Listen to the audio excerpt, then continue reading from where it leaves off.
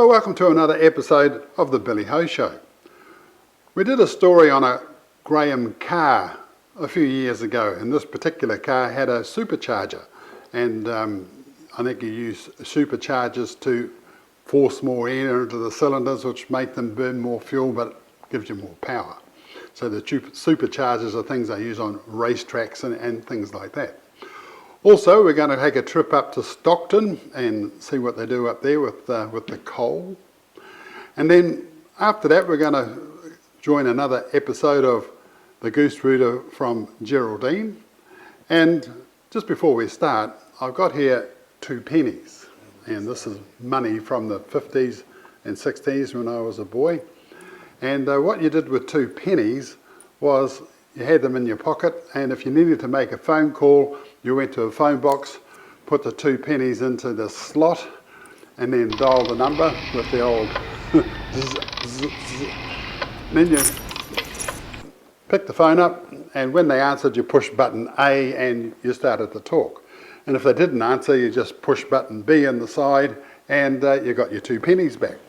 Now, there was a trick to all this. If you didn't have 2 pennies, what you did with the phone was, it's got a little receiver, I think they call it, little on the top, and when you put your phone down, it shot the phone off, and when you pick it up, it went ee. But what you did was 0 was 10 and 1 was 9. So if you wanted to dial a number, you say it was 884356. So 88 was 2, so tap tap, 1 8, tap tap, 2 8s. 4 was 6, so tap tap tap tap tap tap tap. And then 5 was 5, 1 2 3 4 5, and 3 was 7, 1 2 3 4 5 6 7. And then ring ring ring ring, and you just talked. I don't know how that worked, or why it worked, or why it worked at all. I have no idea, but it did. And as a kid, you sort of had that in the back of your head. So if you never had your Tuppence, you could still make a call. Just I don't know how many of you knew that, but it's just something that happened back in the 50s and 60s when phone boxes were vogue.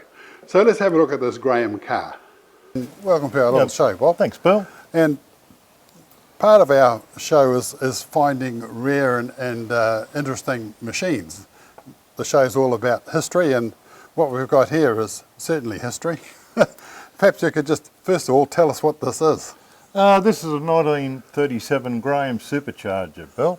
It was sold new in Methven in 1937, and I'm the 5th owner. It's 116 horsepower, flathead 6-cylinder, and it has a supercharger fitted. So how many other vehicles of that era would have had superchargers? I think they were pretty rare. It was an English thing for a long while, and we all know about the Bentleys and the superchargers. Okay. Yep. But there was a few different cars around that were supercharged. But to have a standard looking sedan supercharged is quite a good thing. In this 1937 era, I guess if you looked at cars like the Dodge and all the vehicle of the time, they all have a pretty muchness about them. You know, you sort of probably have a quick glance, oh, that's a Dodge. No, it's not. Well, what's that? You know, but they all have a basic look. Yeah, that followed through different eras, I think, in the late 20s and early 30s, and again in the 30s and the 40s. A lot of the cars look the same, and you only have to look at cars today. Yeah. If you watch the V8 racing, it's hard to tell a Holden from a Ford. Except the Fords usually win. Sure. Yeah. In the 1930s, it was the Art Nouveau time, you know, and things were really different. And the style of that bonnet with a little lug stuck out the side there for a bit of extra ventilation around that engine. The headlights with a built-in horn arrangement underneath them. Diamond T trucks of the same era. They were had the same sort of a headlight. They had a little parking light on top. They just went out for style. So between 1935 and 1940, I think it's the style era of vehicles. Yeah, you only have to go to Napier to see that. Yeah, absolutely. And just looking at the dashboard in there, I mean, you've got a clock, you've got different gauges that I haven't seen them displayed like that, 4 little knobs and switches here and there, a speedo. And I guess there are 5-number speedo, are they? They go up to 99,999. Yes. So then you start the round the clock. Round the clock again. And I don't know if this did it come with a radio? Is the radio original? No, they were fitted with a radio, but this one hasn't. Oh, okay. Hasn't got the original radio in it. It is something that I'm looking around for, but it has a heater, and I think moving from Australia to New Zealand, it's quite an important feature of the car for us. Particularly when you're living down here. Can we have a look at that engine? Yeah. When you sort of look where they put the distributor on the side, it actually fits into the firewall. Yeah, they did that for a number of reasons. One, so it wasn't just in the way of the other bits of the car, and also I believe that this car, and along with a lot of other cars of the era, suffered overheating in the engine bay.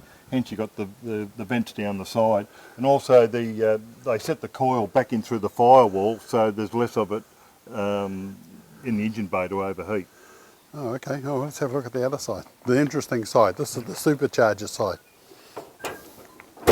More so the expensive to repair side.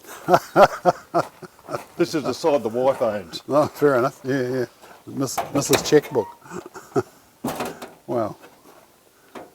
The supercharger runs at about a constant £3. What that means, I don't know. Oh, okay. It's just to explain that supercharger is something to do with ramming the air, isn't it? Yes. Yeah. The fuel goes through the standard carburettor, mixes with air that's under pressure, and it pushes it through into the cylinder. Right, and also these days you get an intercooler, you know, which the cooler the air, the better it runs. So I'm told. When you're driving your truck at night, you seem to get more, you know, seem to go better. It's just that colder air going through the system, as it were. Come and have a look at this, folks.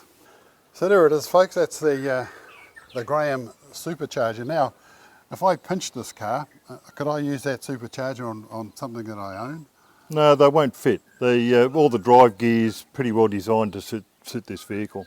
So you'd have to be pretty good to adapt it to fit another car. Wow. And it's got a generator over an alternator? Yeah, generator, a starter motor. It's a bit untidy in there at the moment. It's sort of a work in progress. But if any of your listeners know what, I'll just lift that bonnet up a bit there, Bill. Why they have a grease nipple on top of an air cleaner above the carburettor, I'd love to know. That it doesn't show up any of the manuals, but it's certainly an original part of the car. A car we looked at the other day to check the oil, it was just this little float. And if you looked at it and the float was up, it had plenty of oil. If it was down, the little knob, you know, little thing was down a bit. Little bead, yeah. This you actually physically pull the dipstick out. Yeah, it's got a dipstick. All very modern. It has hydraulic brakes as well. So yeah, they thought of a few modern things to put on it. So this is 1937. 37. Yeah. Wow. Let's have a look at the. Let's have a look at the interior. If you jump in.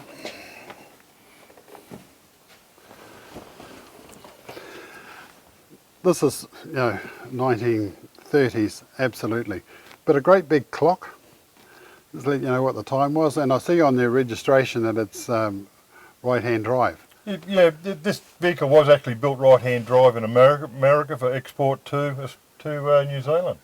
But you can just see why it's easy enough to turn this side into a glove box. Yeah. And the speedo, etc. on that side. This is the starter. Starter. Yep. Push starter. Nothing on the floor. No.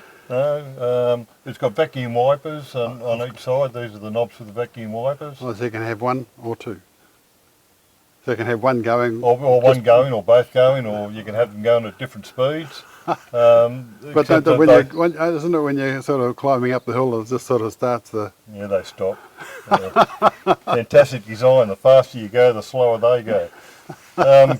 Cigarette lighter, you choke, a hand throttle, which is nice to have, just like cruise control. And I just see your little glass sideways indicators for your gauges there, fuel. Yeah, you have oil pressure, fuel, amps, and water temperature. And the little knob under there, I guess that's to open the air vent on the front. Yeah, it's got the air vent, and the other one's for the heater, which does get a lot of use. How many speeds on the gear stick? Typical American car. It's only 3 forward gears. I think they could always do with a fourth gear. On rallies I have been on, if you get overtaken by someone, it's always in an English car with a 4-speed box. So Okay. I wish this had 4 speed sometimes. One of the innovations that was on the 1918 Dodge and the 1924 Dodge was the gearbox. And when you got to third gear, like this is, it was actually ended up up here out of the way. Right. And I thought that was a great innovation for the time, and I thought they might have carried that through with some other cars, but no, they all end up by your knee. Yeah, well, that's second gear there. Third gear is pretty well out of the way. Oh, okay, so it Well, does second do gear's that. out of the way, I should say. Oh, okay. Third gear's in the way. Yeah. But you're right. Your leg does tend to sort of rest on it a bit. But it's a nice dashboard. It's a nice car to drive. It's a synchro mesh gearbox, and it's really just like driving a normal car. You get 3 across the seat, do you think? A little bit narrow for that. Yeah, but I was just wondering where it's probably around about the early 50s, I think. You know, the cars suddenly started getting a bit wider, so you could put 3 people across the front on a bench seat. Yeah, they were always stretched for room in the front. There was never much room. Like this seat's all the way back now, and it's not cramped, but you certainly could do with that little bit more room. But you could have a dance party in the back, and it's got footrests and armrests and all sorts of things in the back. So whether it was supposed to be just a lonely chauffeur up the front and the rest of the family down the back, I don't know. What would you pay for this in the time? Sort of like a $2,300? I'm not Somewhere sure, about Bill. that, I haven't really read the history of the make of car, and it's something I'm yet to do. It's just that when I heard this car was up for sale, it was a car that I had to have because it was fairly rare, and they drive nice and they get along well. So it was a car I had to have, and I had heard of them, and I just went out and bought it. Sure. Awesome. Let's have a look at that back seat.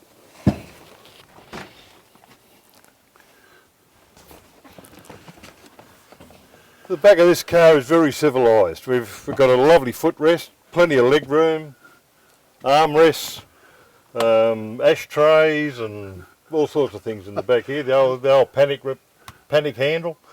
A very comfortable car to ride in the back, and the people that have been in the back on a rally with me have been quite impressed on how comfortable the car is. I just like the way they've actually, you know, the design of the seat, everything's just, it's been thought about. Yeah, nothing's just straight. There's nice designs in the vehicle, and yes, you're right, Bill, everything has been thought about on it. This is all the original upholstery in the car. Wow. I see that you've even got a blanket, and most of the cars, you know, when I was a boy, they had a blanket, and I don't understand the reason. Probably have a quick picnic somewhere, but they all had a blanket. Maybe you come across an accident, you've got to cover something up, but Lover's Lane would probably come in handy as well. But yeah, a lot of cars had a blanket. Yeah, I think I'm getting a bit old for a blanket, Bill. Fair enough. Let's have a look at the boot. The boot design, it says on where did I see it? Somewhere it says you can have a boot as an extra. Most of them, if they had a flat bit on the side, but to have a little extended boot, that was some sort of an extra. That's right. Yeah, just for more luggage space. Yeah. And was it really? Little locking device. 1, 2, 3, 4, you go up, I suppose. Yeah, 1, 2, 3, you get 4 suitcases in there. You get a body in there if you're Al Capone. Yeah. Well, you need a machine gun for that, though. And the wheel, that's where the wheel locked in? Yep. Wow. The jack in there and what have you. And all the springs for the back seat. So yeah, I think there was supposed to be a hessian over all that at some stage, okay. Bill. Yeah. It was a bit like buying a bed, isn't it? That sort of the time, that was all springs. It's nice to remind people that it is a Graham supercharger on the back, because really when I'm on the road, that's what most vehicles see. Yeah. Just the back of the car. Good on you.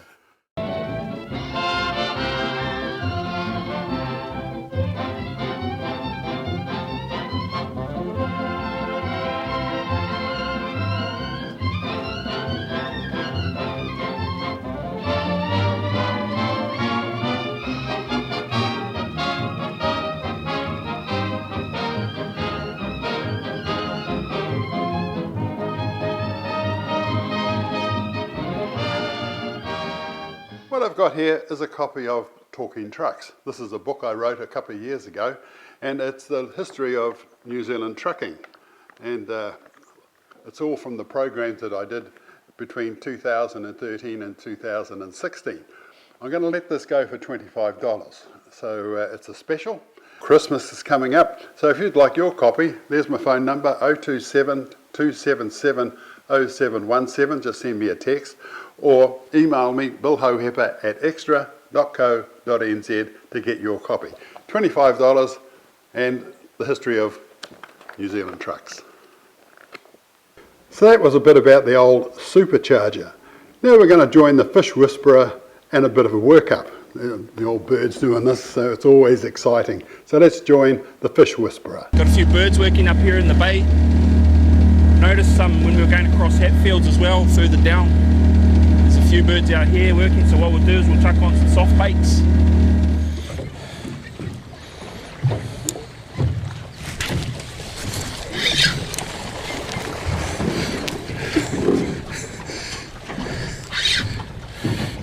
Pretty much can't get under the carway. It's got masses of school of anchovies, maybe pilchard, and a heap of carway.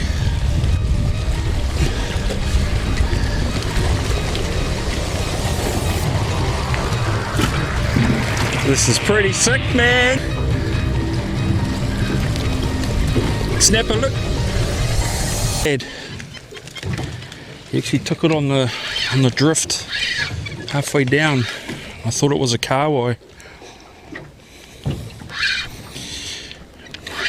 It's feeling like a nice, nice a snapper. That's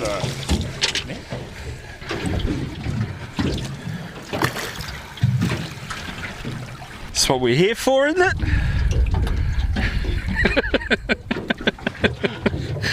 Alright. I'm gonna still want to hear soft baits. Cheers, man. There you go. Another nice snapper on the soft baits. I always find workups real exciting. Now let's go up to Stockton.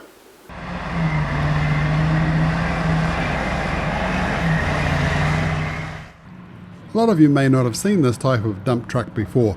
I certainly haven't. It's called a Hallmax, and they're actually built for mining in Tasmania and Australia. But what I find interesting is the little square windscreens up the front. They're just little square, odd-shaped windscreens, and it's I wonder if anybody can actually see where they're going. And they have the stairs that go up the side of the truck that get into the cab, rather than the ones that actually go up the front. But an interesting-looking old truck, that's for sure. Just along the road a bit, we caught up with a big digger on an oversized transporter.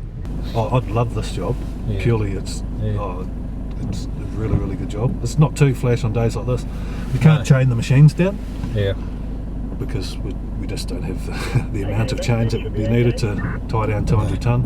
And if it's going to move, it's going to move. Yeah, we don't want it stuck to the deck. A few years ago, during one of our old truck tours, we called into Jackson's at Paeatua, where they built this transporter trailer, and we all thought it was huge. We had our photos taken with it standing next to it just to show people how big it was, and they told it was going to Stockton. They said the Stockton people were going to take the box off a dump truck and convert it into a tractor unit to pull this transporting trailer. So it's good to be able to see it in action. They said it was built for big loads, and they weren't wrong. You can just see the size of this digger. This man just goes through an ordinary door, and he's going to walk through the other side, up a little companionway and into the cabin, where he'll kick her in the guts and start to take it off. And as you can see, it's certainly a big thing. And having to sit up that high, I guess you've got to be up that high so you can see what's in the bucket when you're working the thing.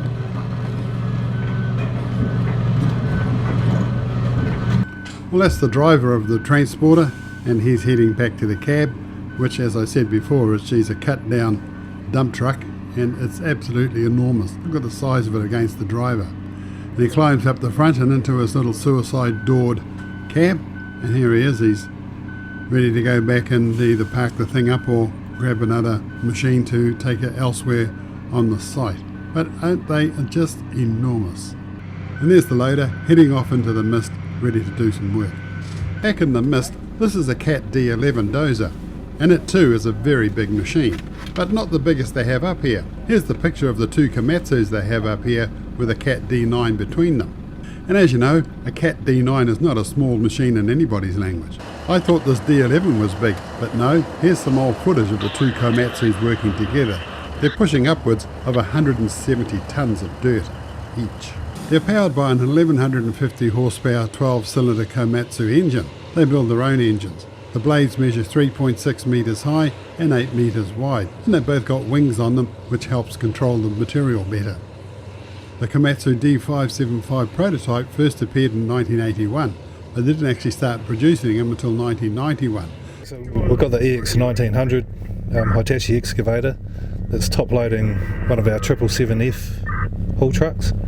They call the style of loading top loading, as they're both on the same level. It's not our most productive style of loading, as the excavator's having to travel 90 degrees and he's having to reach down. He's probably got a 3 metre face underneath him, and then to lift the 3 to 4 metres to get it up onto the dump truck. So it's just a matter of course, sometimes we have to top load these haul trucks. Let's keep it still for a minute, Mickey.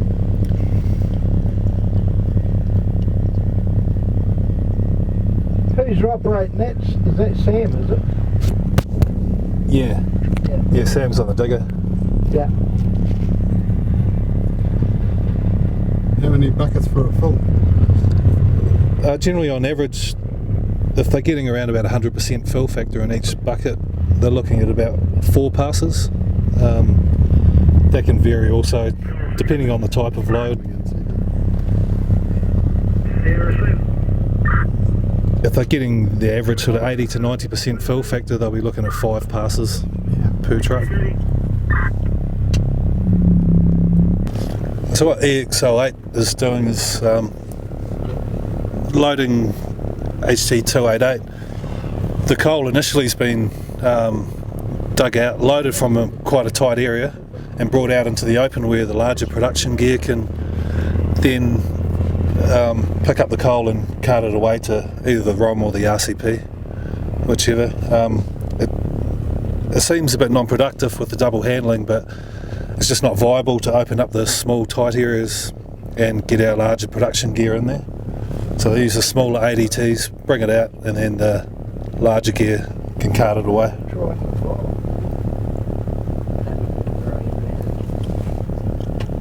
What happens here, you see all the contamination in that coal, the rocks and that. That's your 50-50 coal that we were looking at earlier. What happens, they have a 988 loader, which has got a 20-tonne coal bucket on it, and he'll put that contaminated coal into the concrete hopper, which you can see straight off. Now if you see that exposed belt coming out to the left there, you'll see heaps of stone underneath it. And the reason that's there, that's a stone that's been missed here at the trommel. So that's sunk to the bottom of the washer because it's heavier than the coal, landed on that belt, and then comes out to them stockpiles. The coal then goes into a centrifugal dryer where it's dried, then it goes through a crusher where it's crushed, and then it's graded, and then it goes out into these the product pad which we drove around before, and then off it goes to market. What I've got here is a copy of Talking Trucks. This is a book I wrote a couple of years ago, and it's the history of New Zealand trucking. And it's all from the programs that I did between 2013 and 2016.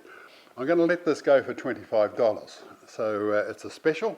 Christmas is coming up, so if you'd like your copy, there's my phone number, 027 277 0717. Just send me a text or email me, billhohepper@extra.co.nz to get your copy.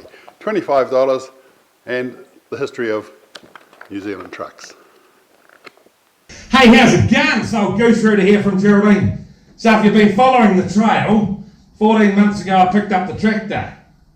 14 months ago I picked up the engine. We're just taking off all the extras that we don't need. Get a bit more horsepower. Got to have horsepower. So she's looking pretty sharp. So just in the final stages, I've just got to make up one more battery lead Hook the batteries up, of course, and then we should be able to kick the old tart in the guts.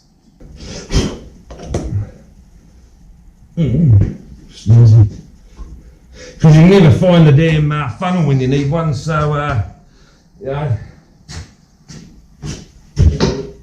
you always got to keep the old Coke bottle handy, don't you? You got to hold the tongue right when you do this sort of thing. Got no idea how much it needs.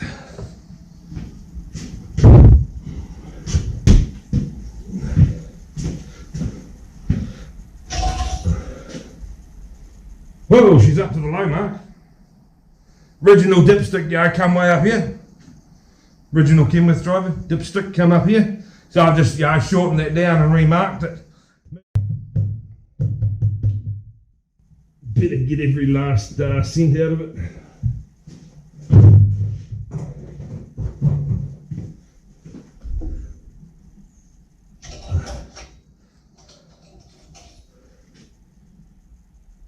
Boom, what did I tell you?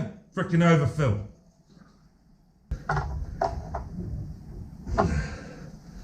Right, go for launch.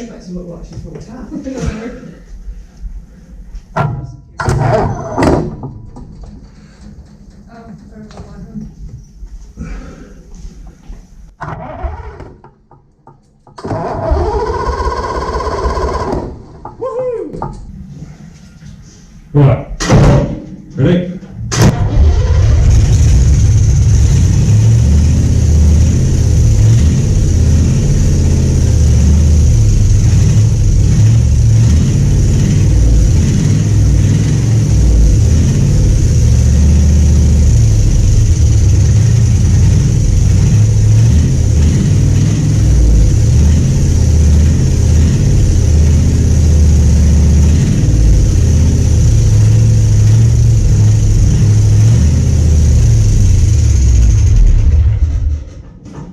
There, ladies and gentlemen, that's a cold start of a 504 V8 Cummins. Hasn't been running for the 14 months I've had it. But, yeah, it's a bit smoky, isn't it? Wait till we get a few stacks on that, bit of a drive shaft thing there, and you know, yeah, it's going to sound mint, isn't it? Stay tuned in, because this is just going to get better and better. Woo! Well, that's our show for this week, albeit the Goose Rooter forgot to say, well, thanks for tuning in. Woohoo!